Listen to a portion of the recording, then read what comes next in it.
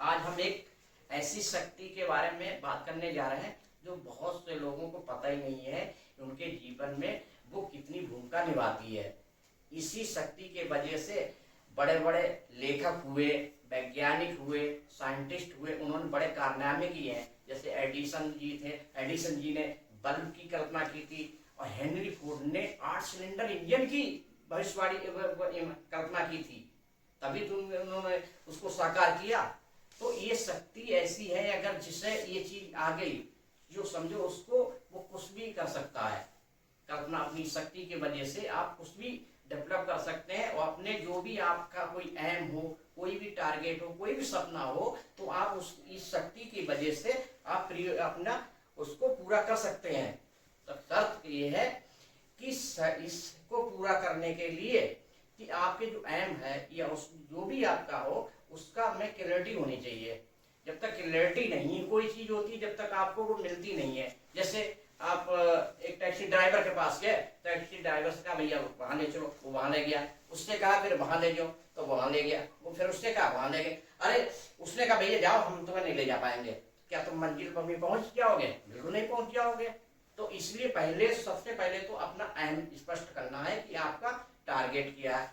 फिर उसके बाद क्या करना है, आप उसको मेंटली पिक्चर बनाएंगे और उसको मेंटली पिक्चर बना के आपको उसके सपने को, उसको कहते हैं साकार होते हुए, आप उसकी देखेंगे। और शाम को सोते समय और सुबह उठते समय, और ये लगातार कुछ दिन आप करते रहेंगे और आपकी इससे बहुत हेल्प मिलेगा, आपका सपना पूरा हो जाएगा। तो ये चीज है। अब देखा होगा जो पहले लेखक होते हैं, लेखक क्या करते हैं, इमेजिनेशन करते हैं, तभी तो वो बड़े नावल कहानियां कितनी बढ़िया लिखते हैं। तो उसी पे आधारित होकर, उनसे प्रभावित होकर हॉलीवुड वाले मूवी बनाते हैं भाई। और हॉलीवुड वाले मूवी जब ऐसी बना देते हैं, लोग वैज्ञानिक से भी परे होते हैं उस पर, उसके बाद वैज्ञानिक लोग रिसर्च करते हैं उस पर। जैसे आप देखा होगा कि भाई आपने काल्पनिक द्वारा अवतार मूवी बनाई है। अवतार मूवी मतलब आने वाली दुनिया को इमेज प्रस्तुत कर दी है। तो ये चीज है ना भाई। तो इसीलिए है, आप कल्पना शक्ति का उसका बहुत सही ढंग से प्रयोग करें। बहुत क्या होता है कि आत्म सभी लोग गलत बना लेते हैं। क्या बना लेते हैं? अपने पहले से बना लेते हैं। जैसे एक बार क्या था कि वो एक व्यक्ति था, जंगल से गुजर रहा था और अचानक क्या होता है, भालू आ जाता है। जब भालू आ जाता है तो भैया उससे डरने के लिए कोई निर्णय तो नहीं लेना है, वो तो ऑटोमेटिक उसके शरीर में मैकेनिज्म चालू हो जाएगा। क्या होगा कि मांसपेशियों में ताकत आ जाएगी।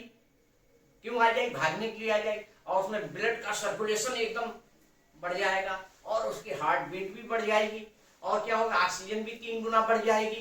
तो ये प्रक्रिया मतलब उसकी ऑटोमेटिक होगी।